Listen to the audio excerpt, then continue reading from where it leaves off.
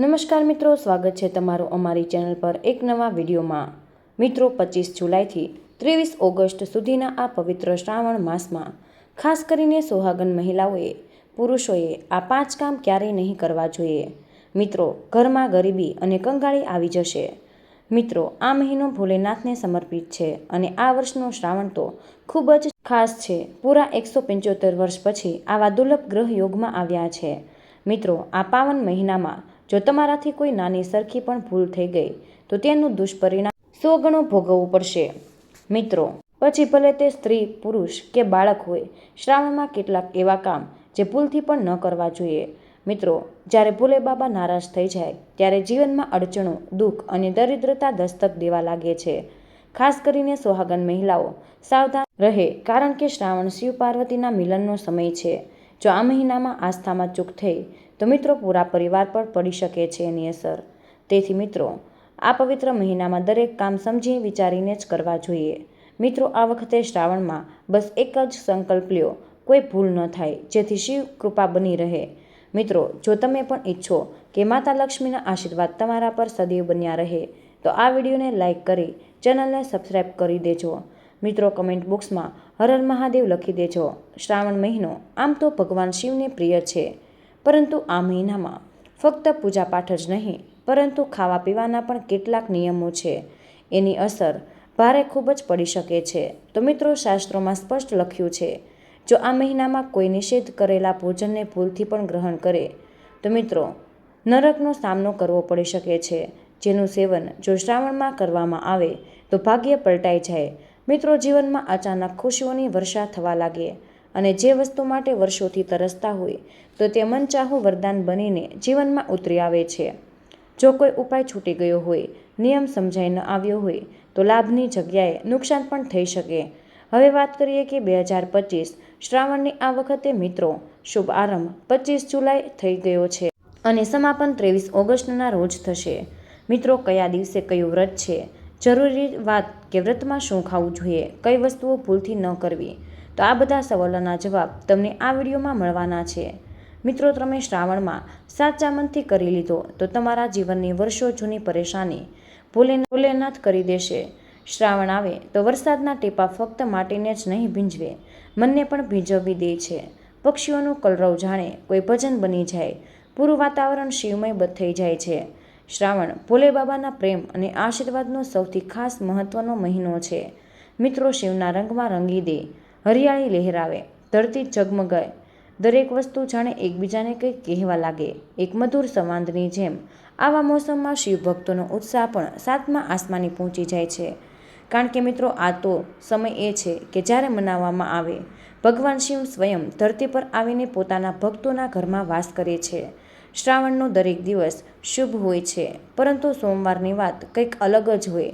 મિત્રો, સોમવાર આ દિવસે વ્રત રાખે છે તો પૂરી શ્રદ્ધાથી પૂજન કરવું અને મનમાં એ જ કામના કરવી કે આગલા સોમવારે ફરીથી આ જ પુણ્ય અવસર મળે। આ વર્ષની વાત કરીએ તો 2025માં શ્રાવણનો શુભ આરંભ 25 જુલાઈથી થયો અને સમાપન 23 ઓગસ્ટ સુધી। મિત્રો, 30 દિવસ સુધી શિવ ભક્ત આ ઉત્સવ ચાલશે। ખાસ વાત એ કે આ વખતે રક્ષાબંધન પણ 9 ઓગસ્ટના રોજ આવશે। શ્રાવણના અંતિમ દિવસે આ 30 દિવસોમાં 4 પવિત્ર સોમવાર પડશે। પહેલો સોમવાર 28 જુલાઈના રોજ અને બીજો સોમવાર 4 ઓગસ્ટ, ત્રીજો સોમવાર 11 ઓગસ્ટના રોજ અને ચોથો સોમવાર 18 ઓગસ્ટના રોજ હશે। શ્રાવણમાં શિવજીની ભક્તિથી જે ફળ મળે છે તે કોઈ પણ યુગમાં દુર્લભ હોય। તેથી મિત્રો, આ વખતે શ્રાવણનો ફક્ત તહેવાર નહીં, એક અવસર સમજજો, પોતાના જીવનને શિવના રંગમાં રંગવાનો। વળી ભાઈ બહેનનો પવિત્ર તહેવાર રક્ષાબંધન પણ આ વર્ષે 9 ઓગસ્ટના રોજ મનાવવામાં આવશે। આ દરમિયાન ભગવાન શિવ સૌથી પહેલા કૈલાસમાં પાર્વતી સાથે રહેશે, ત્યારબાદ નંદીની સવારી કરશે। આ દરમિયાન ભગવાન શિવની પૂજા કરવાથી 2 ગણું ફળ મળશે। આ દિવસોમાં ઓમ નમઃ શિવાય મંત્રનો જાપ કરવાથી ભગવાન શિવની અસીમ કૃપા પ્રાપ્ત થાય છે। મિત્રો, શ્રાવણનો મહિનો પોતે જ સર્વ કલ્યાણી અને સર્વ મનોકામનાની પૂર્તિ માટે અત્યંત મહત્વપૂર્ણ હોય। માન્યતા એ છે કે આ પૂરા મહિના દરમિયાન ખાસ કરીને સોમવારના દિવસે સમસ્યાઓ અનુસાર કેટલાક વિશેષ ઉપાયો કરવાથી વ્યક્તિને મનોવર્ણિત ફળની પ્રાપ્તિ થાય છે। મિત્રો, અને જીવનમાં ચાલી રહેલી સમસ્યાઓથી મુક્તિ મળે છે। શ્રાવણમાં ન કરવાની ભૂલો અને ન ખાવાના ફળો. તો મિત્રો ચાલો આપણે જાણી લઈએ કે શ્રાવણના આ પવિત્ર મહિનામાં કઈ ભૂલો ન કરવી જોઈએ, જેથી શિવજી નારાજ ન થાય, અને શ્રાવણ વ્રતમાં તમારે કયા કયા ફળો ક્યારેય ન ખાવા જોઈએ, નહીંતર ભગવાન ભોલેનાથ તમારાથી ક્રોધિત થઈ શકે છે અને તમારું વ્રત પણ તૂટી શકે છે. આવો જાણીએ કે કેટલીક એવી ભૂલો કે જે શ્રાવણના મહિનામાં ભૂલથી પણ તમારે ન કરવી જોઈએ. નંબર 1, મિત્રો ઉધાર માંગીને ફળ ન ખાવા જોઈએ. મિત્રો શાસ્ત્રોમાં કહેવાયું છે કે જે વ્રતધારીએ ઉધાર માંગીને ફળ વગેરે ન ખાવા. શ્રાવણના મહિનામાં આવું કરવાથી પાપ લાગી શકે છે અને વ્રત અધૂરું રહી જાય છે. સોમવારનું વ્રત હોય કે બીજું કોઈ પણ વ્રત, મિત્રો પાડોશીઓ પાસેથી માંગીને તમારે ફળ વગેરે ન ખાવા જોઈએ. વ્રતમાં ઉધાર માંગીને ખાવાથી તે વ્યક્તિનું વ્રત જૂઠું થઈ જાય છે. અને શ્રાવણ જેવા પવિત્ર મહિનામાં જ્યારે પણ વ્યક્તિ ઈશ્વરની શરણમાં આવે છે ત્યારે તેને જૂઠું ન બોલવું જોઈએ, કર્જ ન કરવું જોઈએ, ચાડી ચુગલી વગેરે જેવું ન કરવું જોઈએ, અને ખાસ કરીને મિત્રો ઉધાર માંગીને બિલકુલ જ ન ખાવું જોઈએ. જો કોઈ પોતાની મરજીથી પણ વ્રતમાં કંઈ ખાવા આપે તો તે ખાઈ શકો છો, પરંતુ શ્રાવણ મહિનામાં તમારે ઉધાર માંગીને ફળ વગેરે ખાવું ઉચિત નથી માનવામાં આવતું. તે પાપ લાગે છે અને એને વ્યક્તિની પવિત્રતા ભંગ થઈ જાય. નંબર 2, નાશપતી ન ખાવી જોઈએ. મિત્રો સોમવારનું વ્રત હોય કે શ્રાવણ મહિનાનું કે બીજું કોઈ વ્રત, મિત્રો તમારે નાશપતી ક્યારેય ન ખાવી જોઈએ. ખરેખર આ ફળનું નામ જ નાશ સાથે જોડાયેલું છે, એટલે કે નાશ કરનારો. તેથી આ ફળને વ્રતમાં ન ખાવું. વ્રત વગેરે સિવાયના બીજા દિવસે તમે તેને ખાઈ શકો છો, પરંતુ જે દિવસે તમે વ્રત હોય, ખાસ કરીને શ્રાવણના મહિનામાં, તે દિવસે નાશપતીનું સેવન તમારે બિલકુલ જ ન કરવું જોઈએ. ભગવાનને પણ નાશપતી ન ચડાવવી. નંબર 3, જૂનો કટૂટનો લોટ ન ખાઓ. મિત્રો જૂનો કટૂટનો લોટ ખાવાથી તમારું વ્રત તૂટી શકે છે. તમને જણાવી દઈએ કે લાંબા સમયથી રાખેલો લોટ તમારા વ્રતને ભંગ કરી શકે. શ્રાવણના મહિનામાં આ વાતનું વિશેષ ધ્યાન રાખવું. ખરેખર જૂના લોટમાં કીડા પડી જાય, ઘણીવાર દેખાતા પણ નથી. આવો લોટ ખાવાથી અંજાને પણ માંસનું સેવન કરી લ્યો છો, અને મિત્રો વ્રતમાં કીડા ખાવા ઘોર પાપ બરાબર છે. મિત્રો તેથી તમારે શ્રાવણના વ્રતમાં તાજો લોટ જ પ્રયોગ કરવો જોઈએ, અને લાંબા સમયથી રાખેલા લોટથી વ્રતની શુદ્ધતા ભંગ થઈ જાય છે. શ્રાવણમાં શિવલિંગ પાસે ન રાખવાની વસ્તુઓ અને અન્ય ભૂલો. તો મિત્રો હવે ચાલો જાણીએ કે શ્રાવણ મહિનામાં તમારે કઈ અન્ય ભૂલો ભૂલથી પણ ન કરવી જોઈએ.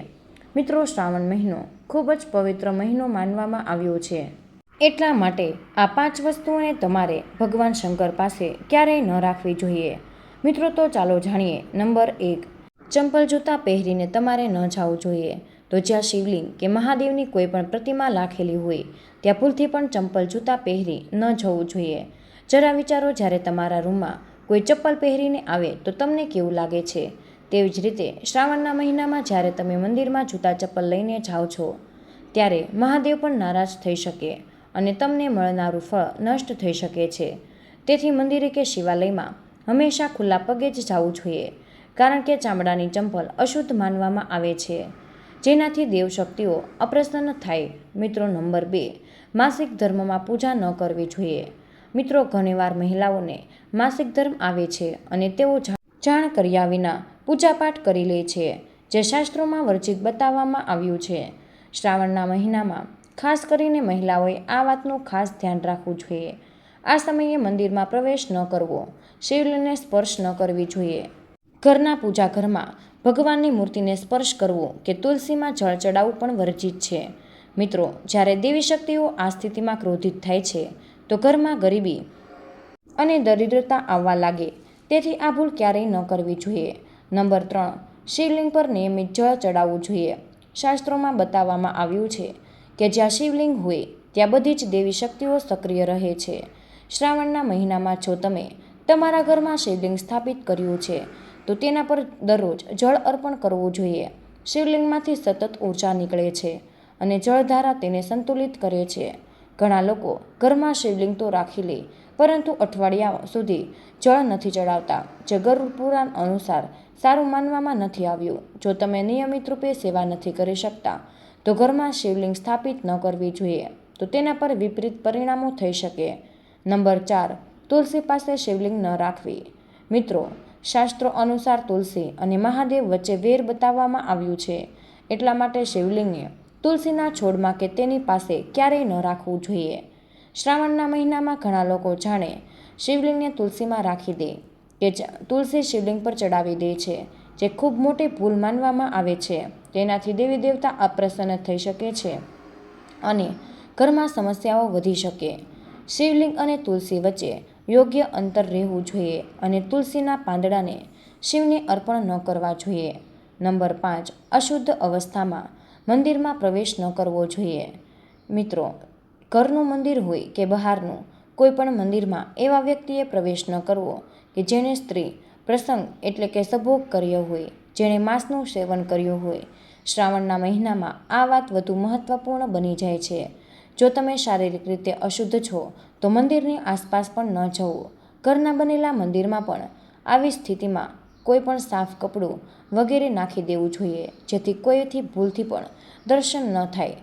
જરા તમે જ વિચારો કે શું તમે માંસ ખાઈને સ્ત્રી સાથે શારીરિક સંબંધ બનાવીને ભગવાન પાસે જશો અને શું ભગવાન તમારી પ્રસન્ન થશે? અને બિલકુલ નહીં. મિત્રો, તેઓ તમારાથી નારાજ થઈ શકે છે અને ક્રોધિત પણ થઈ શકે છે. શાસ્ત્રોમાં તેને ઘોર પાપ પણ માનવામાં આવ્યું છે. એવું કહેવાયું છે કે તેનાથી વ્યક્તિ નરકમાં જાય છે. આવા દુષ્ટ સ્વભાવ મનુષ્યની બરબાદી કારણ બની શકે. આવું ક્યારેય ન કરો. ઈશ્વર સામે હંમેશા સ્નાન કરી મનને શુદ્ધ કરવું, પવિત્ર ભાવથી જવું. શ્રાવણ મહિનામાં જ્યારે ભગવાન શિવની વિશેષ કૃપા પ્રાપ્ત થાય છે, ત્યારે તો આ નિયમ વધુ સક્રિયતા પાલન કરવું જોઈએ. તેનાથી બધી શક્તિઓ તમારાથી પ્રસન્ન રહે છે અને શિવલિંગ પર ચડાવવાથી વસ્તુઓ. તો ચાલો મિત્રો, કે શ્રાવણના મહિનામાં શિવલિંગ પર કઈ કઈ વસ્તુઓ ન ચડાવવી જોઈએ, એટલા માટે વિડીયો પૂરો જોઈ લેજો. મહાદેવ તમારાથી નારાજ થઈ જશે. શાસ્ત્રો અનુસાર શ્રાવણના મહિનામાં શિવલિંગ પર ગંગાજળ, બિલ્વપત્ર, ધતુરો, ભાંગ, બોર, શમીપત્ર અને કરેણનું ફૂલ અર્પિત કરવામાં આવે છે, જેથી ભગવાન ભોલેનાથ જલ્દી પ્રસન્ન થઈ જાય. વળી શાસ્ત્રોમાં કેટલીક પૂજા સામગ્રી એવી પણ હોય કે જેમને શિવજીને અર્પિત ન કરવી જોઈએ. આવા સમયે આ વસ્તુઓનો ઉપયોગ ભગવાન શિવની પૂજા આરાધના અને તપસ્યામાં બિલકુલ પણ ન કરવો જોઈએ. આવો મિત્રો જાણીએ કે શિવપુરાણ અનુસાર ભગવાન શિવની પૂજામાં કઈક વસ્તુઓ ન ચડાવવી અને શા માટે. સૌથી પહેલી વસ્તુ એ છે કે તુલસી દળ. મિત્રો, હિન્દુ ધર્મમાં તુલસીના છોડને ખૂબ જ પવિત્ર માનવામાં આવ્યો છે અને પૂજા અનુષ્ઠાનમાં તુલસીના પાંદડા ચડાવવાથી પરંપરા છે એ ભગવાન વિષ્ણુ, ભગવાન કૃષ્ણ અને હનુમાનજીની ઉપાસના તુલસી દળ વિના પૂર્ણ નથી થતી. એવું માનવામાં આવે છે કે ભગવાન શિવની પૂજામાં તુલસી દળનો ઉપયોગ વર્જિત માનવામાં આવ્યો છે. એક પૌરાણિક માન્યતા અનુસાર ભગવાન શિવે તુલસીના પતિ અસુર જલંધરનો વધ કર્યો હતો, તેથી તુલસીએ સ્વયં ભગવાન શિવને પોતાના અલૌકિક અને દેવી ગુણવાળા પાંદડાઓથી વંચિત કર્યા હતા. બીજી વસ્તુ કે કેતકીના ફૂલ. મિત્રો, શિવલિંગ પર કેતકીના ફૂલને ચડાવવું વર્જિત માનવામાં આવ્યું છે. શિવપુરાણની કથા અનુસાર કેતકીના ફૂલે બ્રાહ્મણજીના જૂઠાણામાં સાથ આપ્યો હતો, જેનાથી રૂષ્ટ થઈને ભોલેનાથે કેતકીના ફૂલને શ્રાપ આપ્યો અને કહ્યું કે શિવલિંગ પર ક્યારેય કેતકીના ફૂલ ન અર્પિત કરવા. આ શ્રાપ બાદથી શિવને કેતકીના ફૂલ અર્પણ કરવા અશુભ માનવામાં આવે છે. ત્રીજી વસ્તુ છે હળદર. મિત્રો, હળદરને સ્ત્રી સંબંધિત માનવામાં આવી છે અને શિવલિંગ પુરુષત્વ પ્રતીક છે. આવા સમયે શિવજીની પૂજા હળદરનો ઉપયોગ કરવાથી પૂજાનું ફળ નથી મળતું અને મિત્રો, એવી માન્યતા છે કે હળદરની તાસીર ગરમ હોવાને કારણે તેને શિવલિંગ પર ચડાવવું વર્જિત માનવામાં આવ્યું છે. શ્રાવણમાં મળતા શુભ સંકેતો. મિત્રો, શ્રાવણ માસમાં આ પવિત્ર મહિનામાં જો કોઈ વ્યક્તિને 5 વિશેષ સંકેત મળી જાય તો સમજી લેવું જોઈએ કે ભગવાન મહાદેવ તેની ભક્તિથી ખૂબ જ પ્રસન્ન છે અને હવે તેને ધની થવાથી કોઈ નહીં રોકી શકે. તો ચાલો જાણીએ આ સંકેતો. મિત્રો, નંબર 1, ઓઠિયાનું તમારા દરવાજે આવવું. નંદી મહારાજ ભગવાન ભોલેનાથના વાહન માનવામાં આવે છે. તેમને શિવના દ્વારપાળ પણ કહેવાય. નંદીને બુદ્ધિ અને જ્ઞાનનું પ્રતીક માનવામાં આવ્યું છે. શિવ મંદિરની બહાર તેઓ હંમેશા વિરાજમાન રહે છે. મિત્રો, શ્રાવણ મહિનો ચાલી રહ્યો હોય અને અચાનક નંદી મહારાજ એટલે કે ભગવાન શિવનું પ્રિય વાહન તમારા ઘરના ઉંબરા પર આવીને શિંગડા મારવા લાગે છે, તો મિત્રો તમારે સમજી લેવું જોઈએ કે આ કોઈ સામાન્ય ઘટના નથી. આ તો સ્વયં ભોલેનાથના આગમનનો સંકેત હોઈ શકે છે. એવું માનવામાં આવે છે કે જ્યારે નંદી ખુદ ચાલીને કોઈના દ્વારે આવે તો તમારે સમજી જવું જોઈએ કે શિવજી તમારી ભક્તિથી ખૂબ જ પ્રસન્ન થઈ ચૂક્યા છે અને હવે તેઓ તમારા જીવનમાં ખુશીઓની વર્ષા કરવાના છે. આવું સૌભાગ્ય ખૂબ જ વિરલ લોકોને મળે છે. અને મિત્રો, આવા સમયે નંદી મહારાજને પ્રેમથી તિલક લગાવવું અને મીઠો ભોગ અર્પણ કરવો જોઈએ, કારણ કે તેઓ ખુદ ભગવાન શિવના સંદેશો લઈને આવ્યા હોય. નંબર 2, સપનામાં શિવલિંગ કે શિવના દર્શન. મિત્રો, હવે જો આપણે સપનાની વાત કરી લઈએ તો શ્રાવણ મહિનામાં જો તમને સપનામાં શિવલિંગના દર્શન થાય અને પછી સ્વયં ભગવાન શિવજી તમારા સામે રૂપમાં દેખાઈ જાય તો તમારે સમજી લેવું જોઈએ કે તમારી ભક્તિ સફળ થઈ ગઈ છે. આ ખૂબ જ શુભ સંકેત માનવામાં આવ્યો છે. તેનો અર્થ એ છે કે તમારી બધી જ પરેશાનીઓ હવે ખતમ થવાની છે અને શિવજી ખુદ તમારા જીવનમાં કદમ મૂકવા તૈયાર છે. તેથી સાવધાન રહો, કંઈક બી કમી ન થાય. તમારા ઘરને સ્વચ્છ રાખો, વાતાવરણને પવિત્ર બનાવો, કારણ કે જે ઘરમાં શિવ આવવાના હોય એ સંકેત આપ્યો હોય ત્યાં તમારે દરેક વસ્તુમાં સાત્વિકતા હોવી જોઈએ. નંબર 3, નીલકંઠ પક્ષી. એક વધુ મોટો શુભ સંકેત છે કે નીલકંઠ પક્ષી, જે શાસ્ત્રોમાં નીલકંઠને ભગવાન શિવનું સ્વરૂપ માનવામાં આવ્યું છે. જો શ્રાવણ મહિનામાં આ પક્ષી આવીને તમારા ઘરની છત પર બેસી જાય છે તો મિત્રો, ક્યારેય ભૂલથી પણ તેને તમારે ન ભગાડવું જોઈએ, નહીં તો સાક્ષાત શિવની ઉપસ્થિતિનો સંકેત હોય છે. માન્યતા છે કે આવા વ્યક્તિના જીવનમાંથી હંમેશા માટે ખરાબ દિવસો જવા લાગે છે અને સુખ સમૃદ્ધિનું આગમન શરૂ થઈ જાય છે. મિત્રો, એવું કહેવાય છે કે તો પણ એ જાય. શ્રીરામે પણ રાવણ પર વિજય પ્રાપ્ત કરતા પહેલા નીલકંઠના દર્શન કર્યા હતા. નંબર 4, કાળો સાપ જોવો. અને મિત્રો, એક સંકેત બીજો કે જેને સાંભળીને કદાચ તમે ચોંકી જાઓ. શ્રાવણ પાવન મહિનામાં જો અચાનકથી તમારા ઘર કે આસપાસમાં કાળો સાપ દેખાઈ જાય તો નહીં ડરતા, કારણ કે આ એક ખૂબ જ શુભ સંકેત માનવામાં આવ્યો છે. કાળો નાગ શિવજી સાથે જોડાયેલો હોય. આ સંકેત એ છે કે તમારા પર ભોલેનાથની વિશેષ કૃપા થવાની છે. તેને બિલકુલ પણ ન મારવું જોઈએ. ભગવાન શિવના આવાના સંકેતો છે જેમની ભક્તિથી મહાદેવ પ્રસન્ન થાય છે. અને મિત્રો, ખાસ કરીને તમારે પોતાના દર્શન આપે છે. અને શ્રાવણ મહિનો ખૂબ જ પવિત્ર મહિનો માનવામાં આવ્યો છે.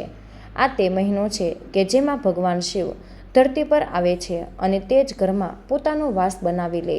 મિત્રો, સાચો ભક્ત હોય તો સપનામાં કોઈ મંદિરમાં નાગ-નાગિનનું જોડું જેવું દેખાય તો શુભ માનવામાં આવ્યું હોય. આ ઘરમાં શિવના આવવાના સંકેત હોય. હવે તમારે ખુશ થવાની જરૂર છે. નંબર 5, મિત્રો, ડમરૂ કે ઘંટડીનો અવાજ. શ્રાવણના શુભ અવસર પર સોમવારના દિવસે ડમરૂનો અવાજ કે ઘંટડીનો અવાજ સંભળાઈ જાય તો અત્યંત શુભ માનવામાં આવ્યું હોય. એનો અર્થ એ છે કે ભગવાન ભોલેનાથ તમારાથી પ્રસન્ન છે અને જલ્દી જ તમારા ઘર અને જીવનમાં પ્રવેશ કરવાના છે, જેનાથી તમારું આર્થિક સંકટ દૂર થઈને જીવનમાં સુખ સમૃદ્ધિ આવવાની છે. મહાદેવ તમારાથી ખૂબ જ ખુશ છે. શ્રાવણમાં ધનવાન બનવાનો ઉપાય. તો મિત્રો, હવે તમને એવો ઉપાય જણાવીશું જેને જો તમે શ્રાવણના પવિત્ર મહિનામાં કરી લીધા હોય તો દુનિયાની કોઈ પણ તાકાત, કોઈ પણ શક્તિ તમને કરોડપતિ થવાથી નહીં રોકી શકે. બસ તમે આટલું જ કરી લેજો.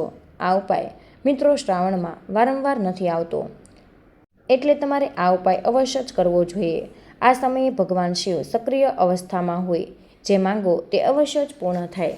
તો મિત્રો, શ્રાવણનો મહિનો ફક્ત ભક્તિનો નહીં, પરંતુ આપણા જીવનની પરેશાનીઓથી છુટકારો મેળવવાનો પણ સુવર્ણ અવસર હોય છે. શિવપુરાણમાં ખુદ ભગવાન શિવે કહ્યું છે કે જો કોઈ પણ વ્યક્તિના જીવનમાં કર્જ હોય તો તેને તરત પક્ષીઓના દાણા નાખવા જોઈએ અને પાણી પીવડાવવાનું શરૂ કરી દેવું જોઈએ. મિત્રો, ખાસ કરીને તમારે શનિવાર અને મંગળવારના દિવસે જ્યારે પણ તમે નિયમિત રૂપે પક્ષીઓને દાણા નાખો છો તો મિત્રો, તે ધીમે ધીમે કર્જમાંથી મુક્તિ મેળવવા લાગે છે અને ઘરમાં સુખ શાંતિનો વાસ થાય. હવે વાત કરીએ વાંદરાઓની. તો મિત્રો, શ્રાવણના આ પાવન મહિનામાં જો દર મંગળવારે વાંદરાઓને ચણા કે કોઈ પણ મીઠી વસ્તુ ખવડાવવામાં આવે તો જીવનની સૌથી મોટી પરેશાનીઓ હલ થઈ જાય છે. એક વાંદરાને ભોજન કરવાથી 10 વાર હનુમાન ચાલીસા વાંચવા જેટલું પુણ્ય મળે છે. અને જો તમે 10 વાંદરાઓને કંઈક ખવડાવી દીધું તો સમજો કે 1000 વાર ચાલીસા વાંચવાનું ફળ મળી ગયું.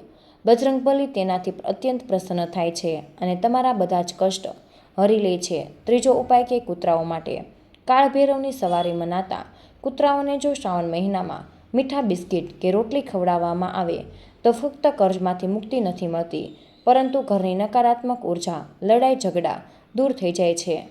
અને મિત્રો, ભગવાન શિવને એમ પશુપતિનાથ નથી કહેવાતા. તેમનો દરેક પશુ પ્રેમથી જોડાયેલો છે. તેથી આના સેવાભાવથી પણ મોટી કૃપા પ્રાપ્ત થાય. હવે વાત આવે છે કે ગાય માતાની. મિત્રો, ગાયમાં બધા જ દેવી દેવતાઓનો વાસ માનવામાં આવ્યો છે. જો દરરોજ સવારે પહેલી રોટલી ગાયને ખવડાવવામાં આવે તો તે જ દિવસથી શુભ સંકેતો મળવા લાગે છે. અને જો કોઈકને ડર કે ચિંતા સતાવતી હોય તો શ્રાવણમાં પોતાના માથા પરથી 7 વાર 5 બેસનના લાડુ ઉતારી કોઈ કાળી ગાયને ખવડાવી દો. કર્જ, પાપ અને બધી દુષ્ટ શક્તિઓ દૂર થઈ જશે. મિત્રો, આ તમામ જાણકારી જનરુચિને ધ્યાનમાં રાખીને આપવામાં આવી રહી છે. વાસ્તુશાસ્ત્રના ઉપાયોને પોતાની આસ્થા અને વિશ્વાસ પર જ અજમાવજો. તો મિત્રો, આ ખૂબ જ મહત્વપૂર્ણ માહિતી છે. આથી કમેન્ટ બોક્સમાં જય શ્રી કૃષ્ણ અવશ્ય લખી દેજો.